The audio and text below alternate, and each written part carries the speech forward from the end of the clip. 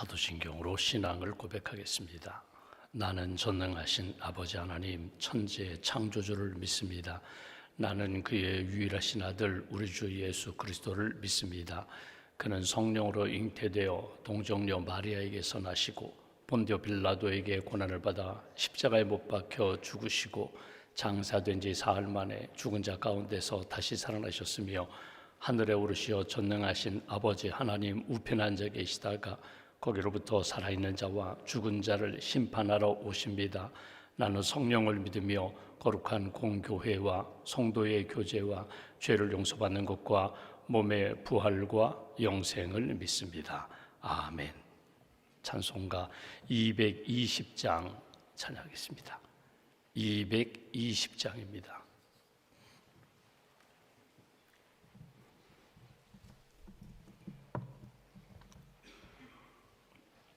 220장입니다. 사랑하는 주님 앞에 형제 자매 한자리에 그 신은혜 생각하며 즐거운 찬송 부르네.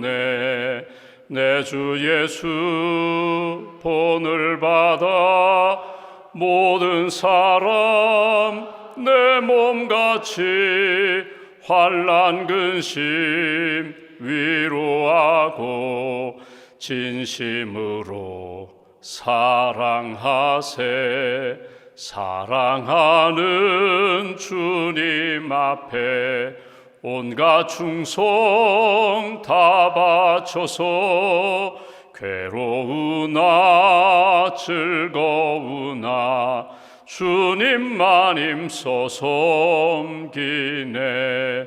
우리 주님 거룩한 손 제자들의 발을 씻어 남 섬기는 종의 도를 몸소 행해 보이셨네. 사랑하는 주님 예수 같은 주로 섬기나니 한 피 받아 한 몸 이룬 형제여 친구들이여 한 몸같이 친밀하고 마음으로 하나 되어 우리 주님 크신 뜻을 지성을 준행. 3절입니다. 사랑하는 주님 예수 같은 주로 섬기나니 한 피 받아 한 몸 이룬 형제여 친구들이여 한 몸같이 친밀하고 마음으로 하나 되어 우리 주님 크신 뜻을 지성으로 준행하세. 기도하겠습니다. 살아계신 하나님, 변함없이 우리를 사랑하시는 하나님, 지난밤에도 안식과 단잠을 주시고 이 아침에도 깨워주셔서 감사합니다. 주님 부르시는 그날 아침까지도 새벽기도, 새벽제단을 쌓으며 하나님과 교제하고 말씀과 성령으로 충만한 믿음의 인생을 살기를 원합니다. 이 아침에도 건강도 주셨고 믿음도 주셨고 은혜도 주셨고 또 말씀도 주시온데 오늘 하루도 하나님 기뻐하시는 믿음의 길 잘 걸어갈 수 있도록 은혜 더하여 주시옵소서. 눈을 들어 주님을 바라봅니다. 십자가 상에서 기도하셨던 주님, 내가 너희를 사랑한다고 말씀하셨던, 용서하셨던 그 주님의 음성을 듣습니다. 서로 사랑하라. 내가 너희를 사랑한 것 같이 너희도 서로 사랑하라. 주님의 음성을 듣고자 합니다. 이 아침에 주님을 바라보고 주의 음성을 들으며 어두웠던 우리의 심령이 밝아지게 하시고 무거웠던 우리의 심령이 가벼워지게 하시고 여호와를 앙망하는 자에게 주시는 새 힘과 은혜와 능력으로 충만하게 채워 주시옵소서. 만남의 복을 주셨습니다. 예수님 만나게 하시고 말씀과 성령을 만나게 하시고 또 가족을 만나고 친구를 만나고 그리스도 안에서 한 형제자매 성도들을 만나게 해주셔서 감사합니다. 모든 만남이 복된 만남이 될 수 있도록 은혜 받아 싸우니 은혜로 증거하게 하시고 은혜로 용서하게 하시고 은혜로 하나님이 기뻐하시는 사람들로 세워가는 복된 심령, 은혜와 복의 통로가 되는 인생으로 주님 이끌어 주시옵소서. 주님의 몸된 교회 이 땅에 세우셨습니다. 진리의 등대가 되게 하시고 구원의 방주가 되게 하시고 모든 성도들이 예수님의 제자가 되어 신실한 믿음의 길 걷게 하시고 말씀으로 성장하며 하나님의 뜻을 이루는 귀한 성도들로 예수님의 제자들로 굳게 세워 주시옵소서. 내일 성령 강림주일 하나님께서 우리에게 다시금 성령의 충만함으로 채워주실 줄 믿습니다. 심령과 가정과 교회 위에 성령의 기름 부으심으로 풍성하게 채워주시고 성령에 이끌려 살아가는 귀한 심령으로 공동체로 주님 이끌어 주시옵소서. 세례 입교식을 진행합니다. 하나님, 예수 그리스도를 나의 구주로 고백하며 구원의 확신을 갖고 세례를 받는 모든 분들에게 세례의 은혜를 덧입혀 주시고 이제는 예수님의 제자답게 하나님의 자녀답게 믿음의 길을 잘 걸어가는 귀한 성도들로 주님 붙들어 주시옵소서. 하나님, 내일 거룩한 주님의 날을 준비하는 자리마다 은혜의 자리가 되게 하시고 섬기고 봉사하는 모든 심령들마다 주님 의지하여 감사와 기쁨으로 준비하고 주일에 성령 강림절에 주시는 풍성한 은혜를 체험할 수 있도록 주님 함께하여 주시옵소서. 주님을 섬기다가 지치고 낙심하지 않도록 오른팔로 붙들어 주시고 엘리야에게 찾아가 위로하시며 사명 주시며 말씀 주셨던 것처럼 다시금 주님의 음성 듣고 주님 주신 사명 붙잡고 일어서 주님을 담대하게 은혜로 섬길 수 있는 귀한 직분자들로 인도하여 주시옵소서. 오늘 샘터 지도자 세미나를 갖게 됩니다. 소그룹 인도하는 그 법에 대해서 우리가 말씀을 배우기도 하고 주님의 마음을 품기도 합니다. 오셔서 말씀을 전하시는 강사님에게 은혜를 덧입혀 주시고 모든 샘터 지도자분들이 하나님의 말씀, 하나님의 마음으로 은혜도 받게 하시고 다시 한번 믿음으로 결심하는 복된 시간으로 인도하여 주시옵소서. 우리 가정의 모든 것들 주님께 맡깁니다. 계획하고 준비하는 모든 일들마다 선한 역사로 주님 인도해 주실 줄 믿습니다. 자녀의 진학과 취업을 위하여 또 결혼과 출산을 위하여 기도하는 가정들마다 은혜로 함께해 주실 줄 믿습니다. 또 새로운 일들을 준비하며 기도하는 가정들마다 여호와 일의 은총으로 길을 열어주실 줄 믿습니다. 모든 것 하나님이 주관하심을 믿고 하나님께 믿음으로 맡기고 하나님의 인도함을 받는 복된 가정으로 주님 지켜 주시옵소서. 오늘도 믿음과 감사함을 주님 앞에 봉헌하오니 예물과 기도를 받으시고 언제 어디서나 하나님의 은혜 가운데 감사가 넘치는 귀한 가정으로 굳게 세워 주시옵소서. 하루의 삶을 온전히 주님께 의지하오며 우리의 구원자 되시는 예수님의 이름으로 기도하옵나이다. 아멘. 오늘 말씀은 창세기 45장 말씀 보겠습니다.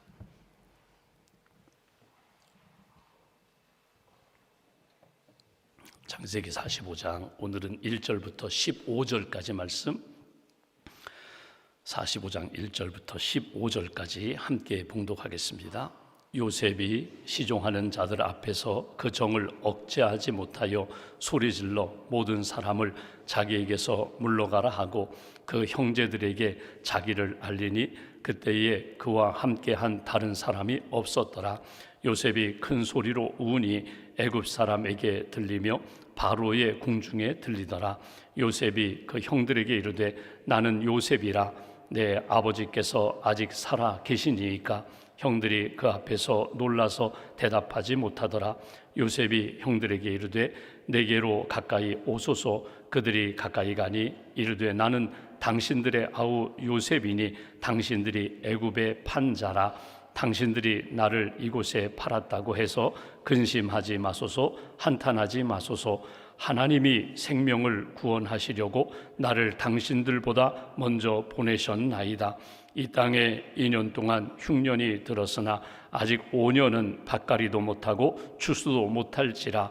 하나님이 큰 구원으로 당신들의 생명을 보존하고 당신들의 후손을 세상에 두시려고 나를 당신들보다 먼저 보내셨나니 그런즉 나를 이리로 보내니는 당신들이 아니요 하나님이시라. 하나님이 나를 바로에게 아버지로 삼으시고 그 온 집의 주로 삼으시며 애굽 온 땅의 통치자로 삼으셨나이다. 당신들은 속히 아버지께로 올라가서 아뢰기를 아버지의 아들 요셉의 말에 하나님이 나를 애굽 전국의 주로 세우셨으니 지체 말고 내게로 내려오사 아버지의 아들들과 아버지의 손자들과 아버지의 양과 소와 모든 소유가 고센 땅에 머물며 나와 가깝게 하소서. 흉년이 아직 5해가 있으니 내가 거기서 아버지를 봉양하리이다. 아버지와 아버지의 가족과 아버지께 속한 모든 사람에게 부족함이 없도록 하겠나이다 하더라고 전하소서. 당신들의 눈과 내 아우 베냐민의 눈이 보는 바 당신들에게 이 말을 하는 것은 내 입이라.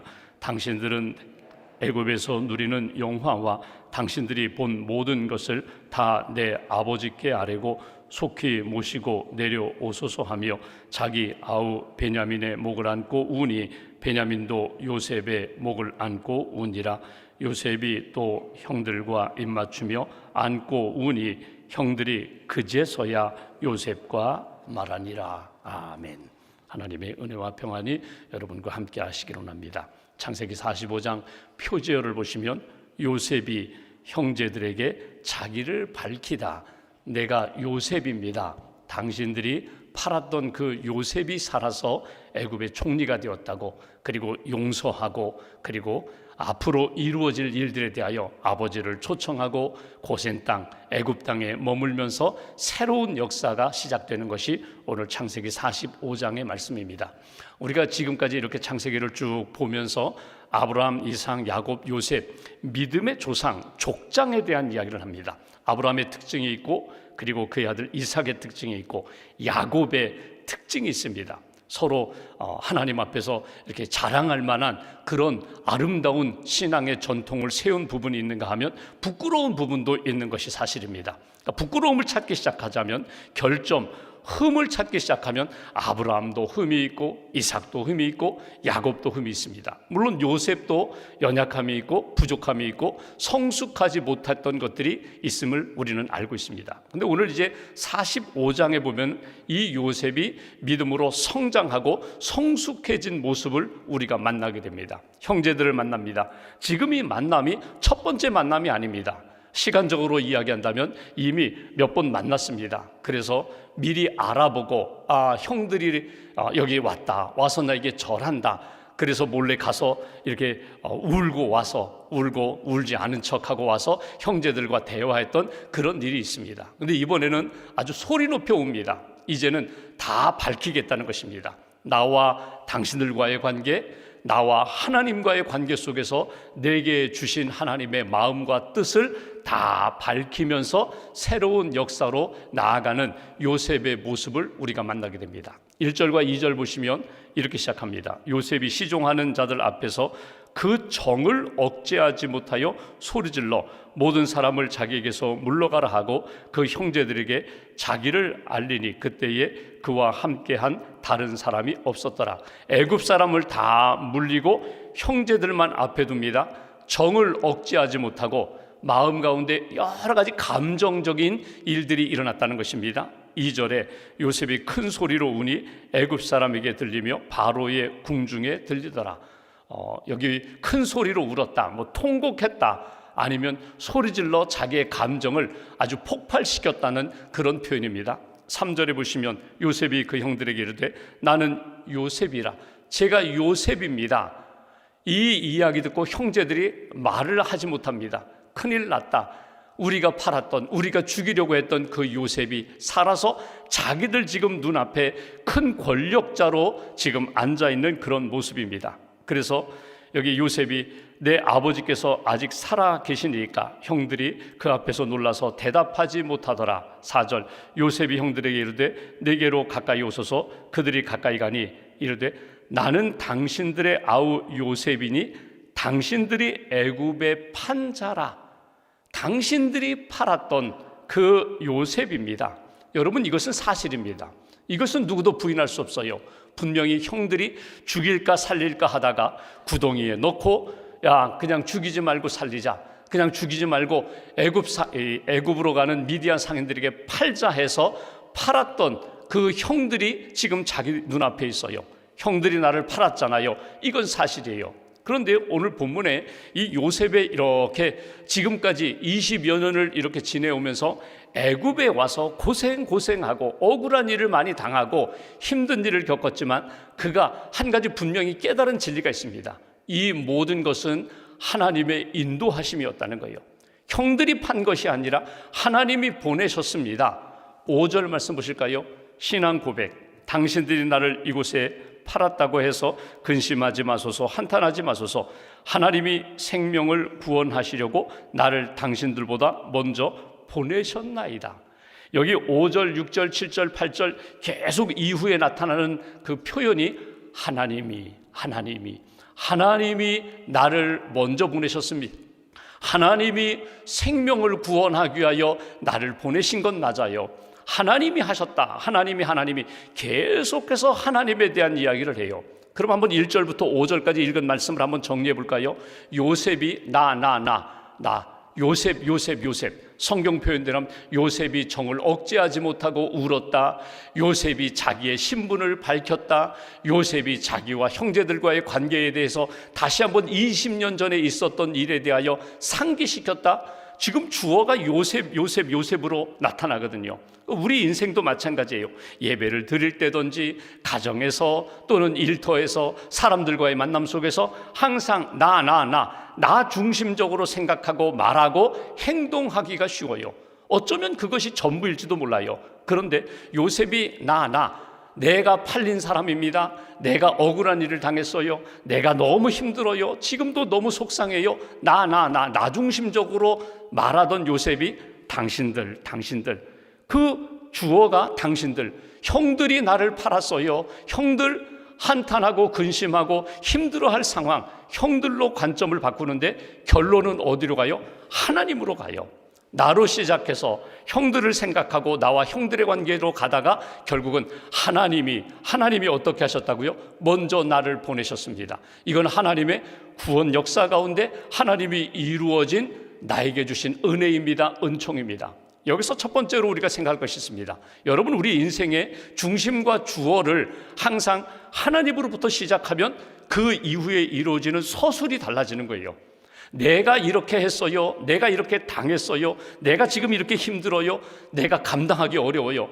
나로 시작하고 나로 끝내면요, 방법이 나오지 않아요. 그냥 거기에서 수렁에 빠진 사람처럼 허우적거릴 수밖에 없지만 나로부터 시작해서 이제는 눈을 돌려 하나님으로부터 바꾸는 거예요. 하나님의 마음, 하나님의 시선, 하나님의 뜻, 하나님이 이루어 가신 역사를 이렇게 바라보고 품을 때 하나님의 은혜다, 하나님의 구원이다, 하나님의 사랑이다, 이렇게 바뀌는 거거든요. 그러면 어떤 현상이 나타나는가 하면 지금 형들을 나 중심적으로 바라보고 내 감정으로만 생각하면요, 용서하지 못해요. 어찌면 복수까지는 가지 않더라도 은혜를 베풀고 싶은 마음이 전혀 없어요. 왜? 나는 당했거든요. 나는 너무 힘들었거든요. 용서하고 싶은 마음, 은혜 베풀고 싶은 마음이 없어요. 근데 하나님을 붙잡으면 하나님이 나를 먼저 보내셨어요. 하나님이 내게 은혜 주셨어요. 이러면 어떤 마음이 바뀌어요? 어떤 마음이 생겨요? 품을 수 있어요. 용서할 수 있어요. 이해할 수 있어요. 그리고 세워줄 수 있어요. 이게 요셉의 변화라는 거예요. 지난 20년을 보내면서 형들도 많이 바뀌었습니다. 요셉이 테스트했잖아요. 은잔을 베냐민 자루에다가 집어넣은 다음에 형들이 이 막내 동생을 어떻게 처리하나, 어떻게 대하나 이미 테스트했잖아요. 근데 유다가 뭐라고 합니까? 내가 대신 종이 되겠습니다. 내가 대신 죽을게요. 베냐민은 풀어줘야 합니다. 베냐민 돌려보내지 않으면 우리 아버지 야곱이 죽습니다. 이미 요셉으로 인하여 이미 힘들어하는 아버지가 베냐민이 가지 않으면 아버지 죽어요. 내가 종이 되겠습니다. 내가 대신 죽겠습니다. 내가 대신 희생하겠습니다. 이미 형들의 변화된 모습을 보았어요. 요셉도 바뀌었어요. 그러면서 오늘 본문에서 우리가 깨달을 것이 하나 있습니다. 나로 시작해서 나로 끝나면 용서하지 못합니다. 품어주지 못해요. 그런데 나로 시작되었지만 하나님의 마음 품고 하나님의 은혜 품으면 하나님이 원하시는 뜻대로 움직이게 된다는 거예요. 그 대표적인 것이 무엇입니까? 요셉이 형들을 품는 거예요. 용서하는 거예요. 화해하는 것에 먼저 손을 내미는 요셉의 모습을 우리가 만나게 됩니다. 여러분, 누구를 용서하는 것이 쉬운 듯하지만 굉장히 어렵습니다. 여러분, 상담가들이 보통 이런 이야기를 해요. 누구를 용서한다라고 할 때 먼저 내 안에 있는 두 자아가 화해를 해야 된다, 이런 이야기를 해요. 내 안에 두 자아는 어떤 자일까요? 하나는요, 인간적인 생각, 인간적인 정으로요, 아직도 미움이 있어요. 아직도 복수하고 싶은 마음이 있어요. 분노하는 마음이 있어요. 이 나의 모습과 또 하나는 은혜를 생각하고 용서해야지, 화해해야지, 사랑해야지, 이렇게 은혜로 품고 싶은 내 자아가 둘이 내 안에서 충돌하는 거예요. 그래서 여러분, 너는 가만히 있어. 용서하려고 하는 너 자아, 너 가만히 있어. 너는 그냥 옆에 그냥 잠자고 있어. 내가 주인이 될 거야. 그러면 용서하지 못하는 거예요. 끊임없이 미워하는 마음이 있고, 억울한 마음이 있고, 분통 터지는 마음이 내 마음을 주관하면은요, 용서하지 못해요. 그런데 하나님의 은혜를 생각하고 용서하는 자아, 사랑하는 자아가 너 잠자고 있어, 그렇게 하면 안 되고 품어줘야 돼요. 안아줘야 돼요. 그리고 이렇게 이야기해야 돼요. 안다, 얼마나 힘들었어. 내 자신이 얼마나 지금도 힘들어, 얼마나 슬퍼, 얼마나 아파. 내가 너 상처를 안다, 너의 억울함을 안다. 이렇게 사랑하는 자아가 미워하고자 하는 자아를 이렇게 안아줄 때 내가 용서할 수 있는 힘이 생긴다는 거예요. 여러분, 이것이 바로 요셉의 모습이거든요. 인간적으로 생각하면 나를 팔아넘긴, 죽이려고 했던 형들입니다. 그런데 하나님을 생각하니까 내가 은혜를 받았잖아요. 내가 사랑을 받았잖아요. 여기까지 인도한 분이 누구라고요?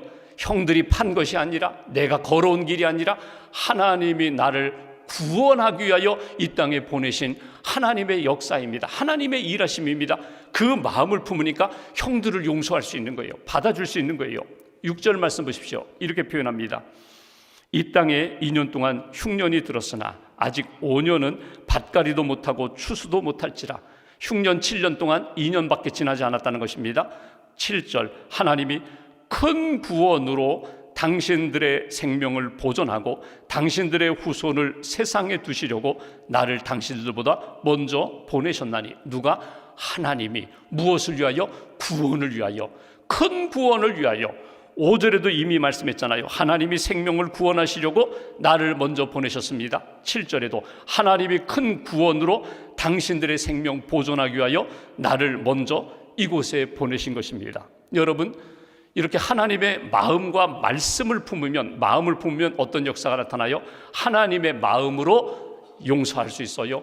하나님의 큰 구원을 내가 깨닫고, 이건 나를 구원하신 길이다, 이거는 형제를 구원하는 길이다, 우리 가족, 우리 민족을 구원하기 위하여 나를 선한 도구로 사용하기 위하여 먼저 보내신 일입니다. 이것이 요셉이 깨달은 거예요. 그러니까 사사로운 일이 아니라 이건 하나님의 큰 구원의 역사 가운데 나를 사용하신 것이다.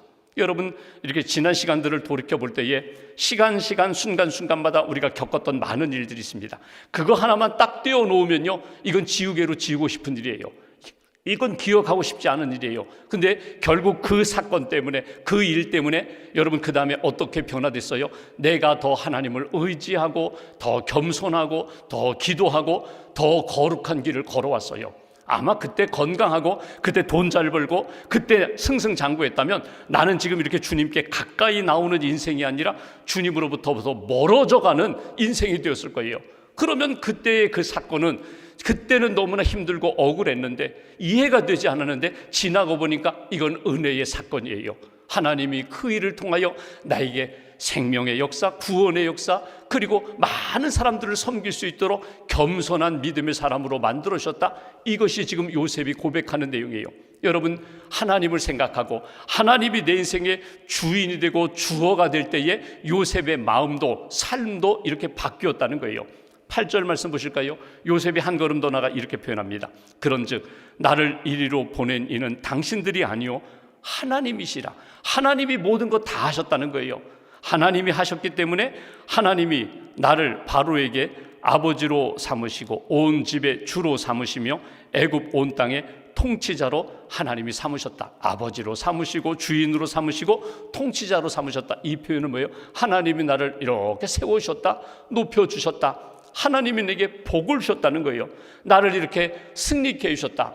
인간적으로 보면 인간적 성공입니다. 근데 개인적인 성공이 아니라 이건 하나님이 하고자 하는 구원 역사에 나를 도구로 사용하신 것이다. 그러면 보십시오.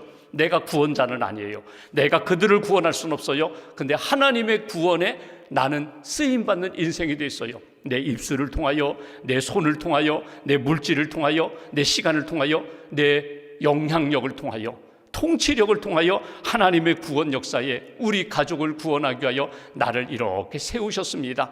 하나님의 은혜입니다. 이것이 오늘 요셉이 고백하는 내용이에요. 정리하면 보십시오. 나는 팔린 인생이었어요. 17살에 팔려서 30살에 총리가 될 때까지 13년 고생했어요. 억울한 일로 말하자면요, 감당하기 어려운 그런 일들을 많이 겪었어요. 근데 요셉이 오늘 형들을 만나면서 신앙적으로 딱 이렇게 정리합니다. 당신들이 판 것 아닙니다. 우연히 일어난 일이 아닙니다. 사람들이 만든 일이 아니라 이건 하나님이 하신 일입니다.